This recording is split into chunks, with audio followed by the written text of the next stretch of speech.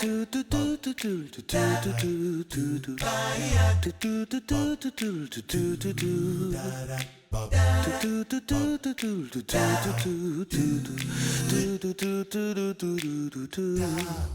everyone, welcome to another new movie review. I'm Captain Logan. I'm Vince. And Vince, what are we reviewing today, sir?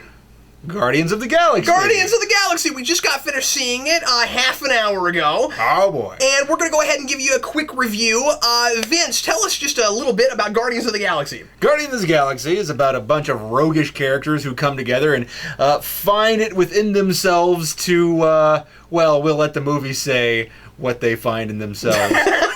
But essentially, they find something within themselves. They band together to pursue a common interest. Yes, they do, Vince. It's intergalactic and it's lots of fun. Indeed. Vince, how did you feel about Guardians of the Galaxy? Guardians of the Galaxy made me feel like a ball of fur surrounded by a leafy protector. That's really good. Now, I explained this, yes? It didn't make me feel like that. The because reason my board says something different. I would assume so. Yeah.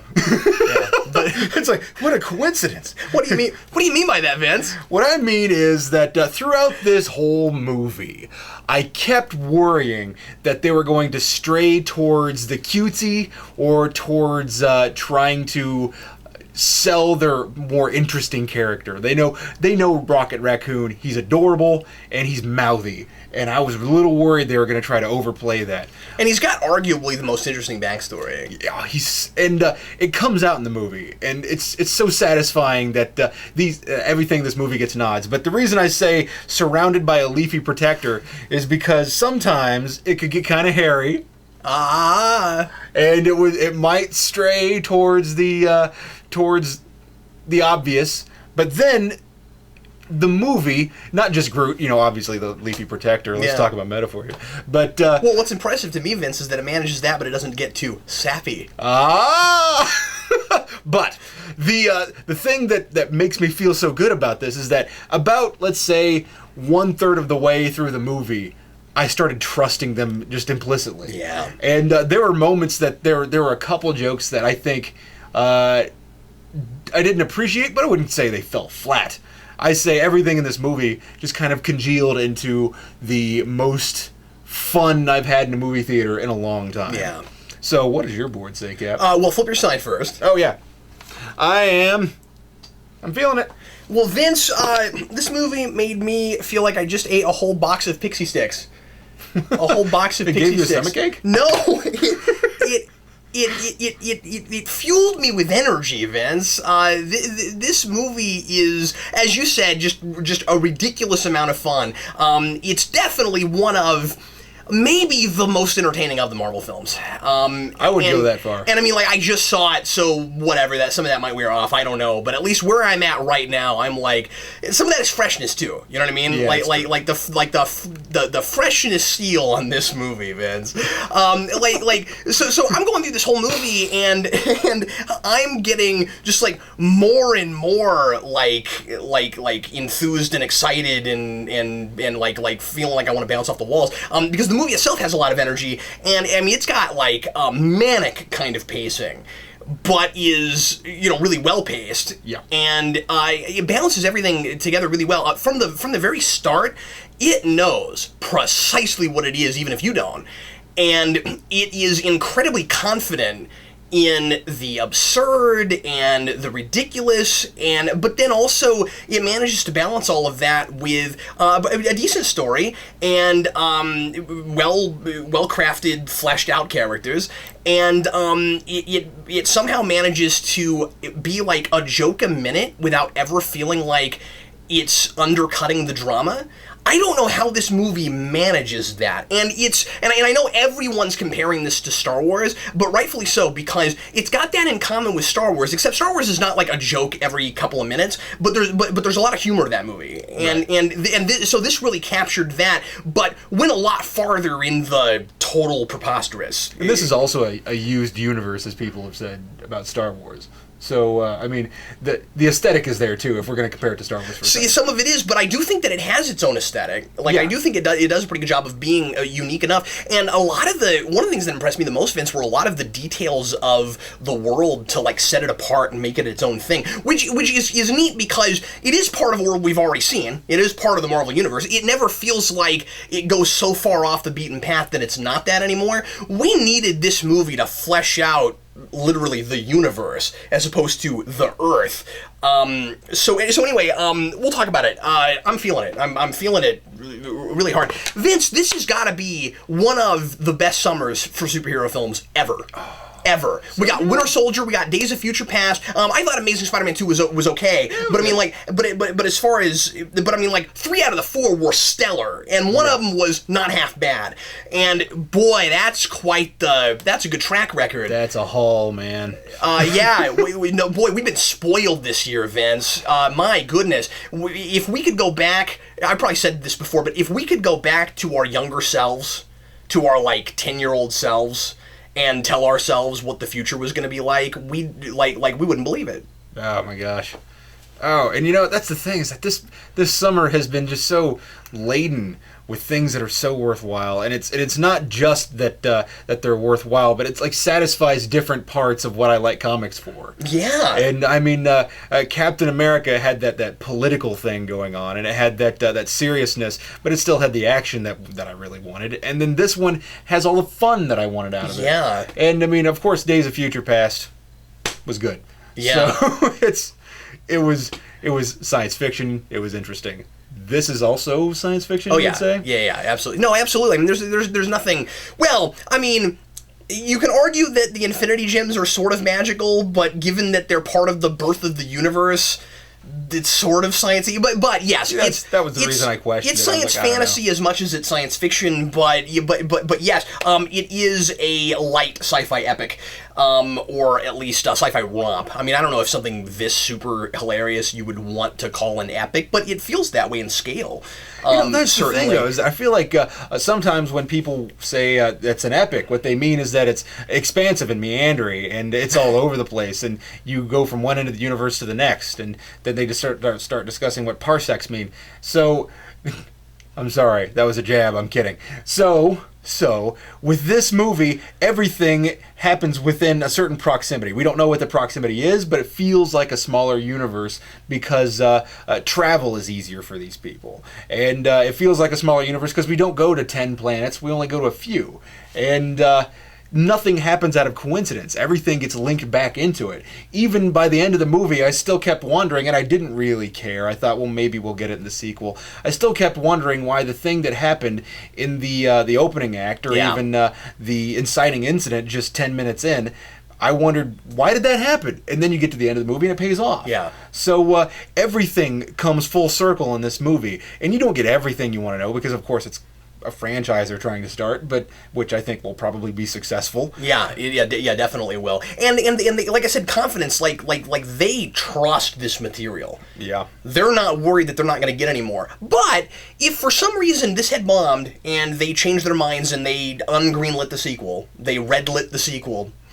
If that had happened, this is still a really good standalone movie. You still wouldn't leave feeling disappointed or like you were missing out on anything. There's a couple little things here and there, like, you know, I obviously, you know, I'd like to know more about Star-Lord's dad, but we're gonna get that. Yeah. You know, we don't get much of that in the movie, but we're gonna get that, you know, eventually. So that stuff's okay because the story that they're telling, it's fully wrapped up. You know, it's a full self-contained movie. Are we surprised how accessible this is? I'm a little surprised how accessible it is, but that's the thing, though, is that I feel like Marvel has been, over the years, I feel like they put out Blade, they put out Spider-Man, they put out X-Men, and they started thinking, well, what should we do with the stuff we have? And they started saying, let's create a movie that is good as a movie first. Yeah. And you know, there's some movies that I kind of question their judgment on. It was Marvel Studios before we got that mentality. Yeah. Certainly.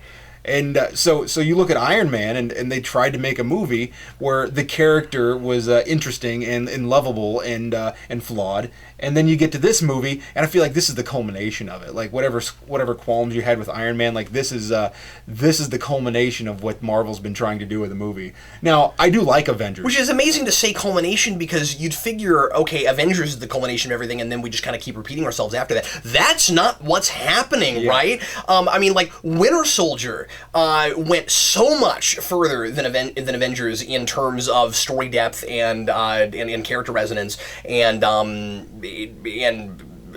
dealing with social issues and things like that. And then this movie is a better team movie than Avengers is. Yeah. And I like Avengers. I like it a lot, but this is a better team movie. It's a different thing. I mean, the way that you get the team, all of that stuff, it's different. I understand why Avengers needed more build-up, why they couldn't be a team as early as these guys can. And one of my little qualms, and maybe I'll feel differently about this after I see it a second time, is that I do feel like a couple of the characters start to feel loyal to each other earlier than they should. I could see that. I wondered about that. It did seem like some of them all get thrown into a prison together, and then they stay together, tight-knit as a group for really no reason. And then, now, as the movie progresses, they start to develop a love for each other that I completely and utterly buy. Right. But just there for a minute, I'm going, I'm not real sure why some of these people feel the need to help each other. I wonder if maybe there's some scenes that were just slowing down pacing that got cut. That it's still payoff. I don't know there though, because they couldn't have been there very long. You know what I mean? Like I couldn't see dragging out that prison stuff any longer than they did. True. They might have. You could be right, but anyway, that was the thing I wondered. Negatives. Is there anything you want to complain about? Be honest with you, not particularly. Wow. That's right now just immediate reaction. I feel like I could watch this movie probably a couple more times and still enjoy it, and then say, well, I hadn't noticed that to begin with, yada yada. Yeah. But the casting is terrific. It's just a well put together movie. It's well written. It's well casted. It's well cast. Well cast. Yeah. It's well acted. Yeah. It's not a reel. We're not fishing. So yeah. It was the perfect cast. Yeah, we'll try. Yeah, Vince, when you're reviewing a film, you want to try not to go fishing. Okay. You don't want to fish for things. You want to talk about what's really there. Okay. Yeah. Well, let's hop over the shark real quick, and we'll move on. Tell me if you agree with this, and I'm sure a lot of people won't, and I could be totally on my own boat on this, but if there is in the cast, if there is a weak link at all, it's Zoe Saldana. Ordinarily I feel that way, but not right now. But please continue. I'm probably only saying that because I'm familiar with her character. Yeah? It seems like they're creating a different Gamora with her, which is totally, or a somewhat different Gamora with her, which is totally okay. I'm not saying everything has to be exactly like source material, but the thing is, as I was watching it, and again, I could be totally off base because some of this could be also my general dislike for her in roles seeping in, because I don't usually like her and stuff. She's not a bad actress, I just feel like she kind of gives the same performance every time. Toward the end of this one, I thought that was changing. I'm really interested to see her in a sequel, but like early on in this, I kind of felt like I'm just seeing Zoe Saldana pretend to be Gamora. I don't feel like I'm seeing Gamora. But part of the reason I'm saying that is because as I'm watching this, I'm kind of like seeing some of the dialogue in my head as it might be written on paper, and what they wrote was Gamora. I felt like there was some delivery that felt like Zoe Saldana and not that character. But I don't know. I may not feel like that later. So I mean, I'm really trepidatious and say, I know I'm going to get some comments from people who are going, you're totally off base. And I may be totally off base, but that was just my immediate reaction. Like I said, she was winning me over toward the end.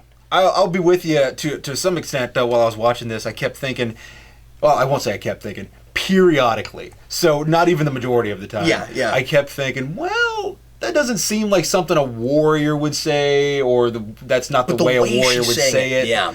And but that's the thing, though, is that it's mostly consistent, in my opinion. But there are certain breaks, and patches, and sometimes those patches aren't even big; they're just like grunts or something. And I go, well, that sounded kind of like a wounded puppy.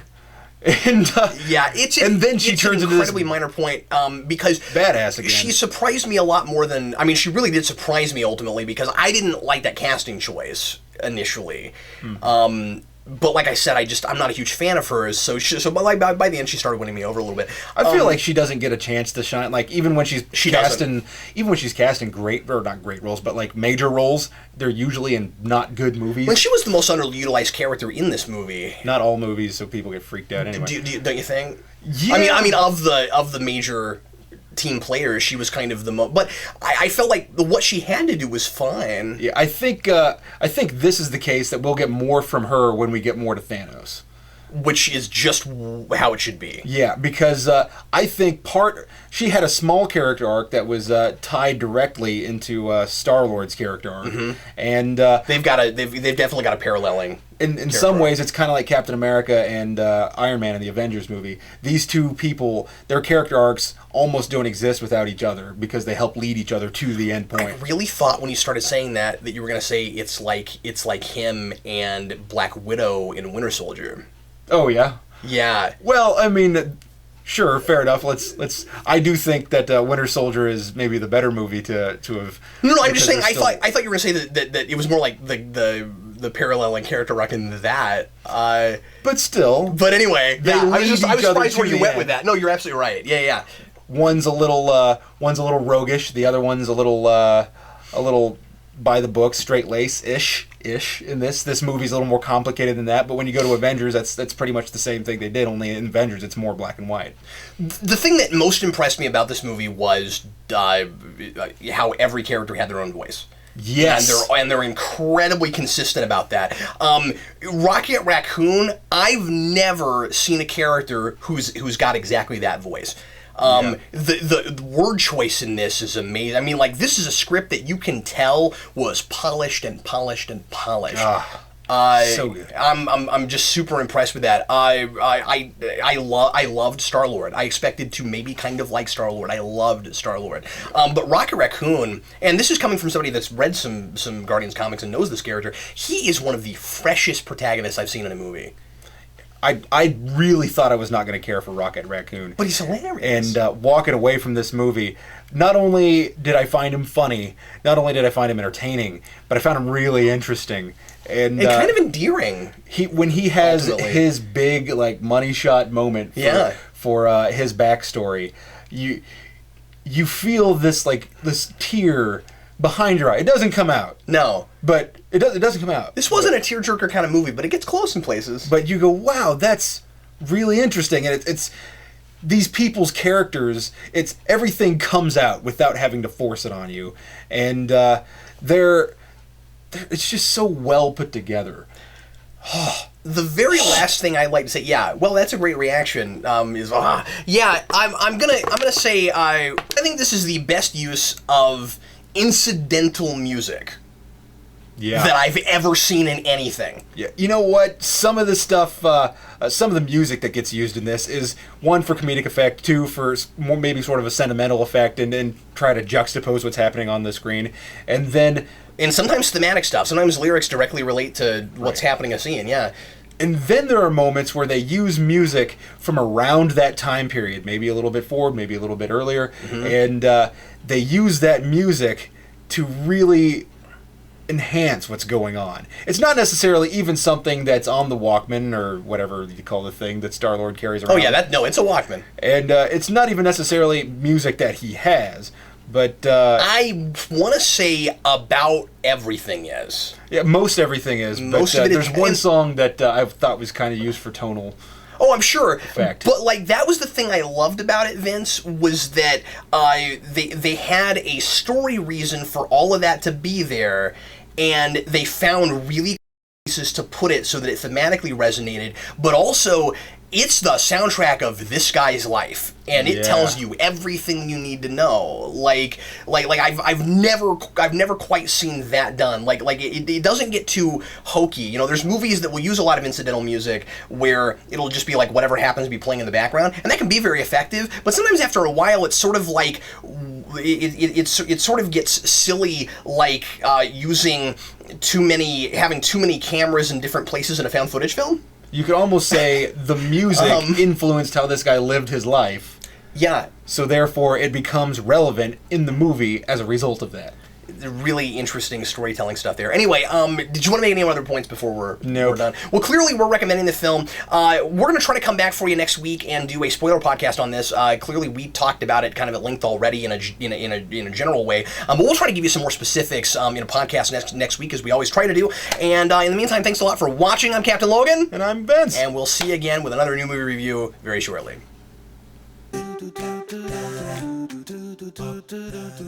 Bye.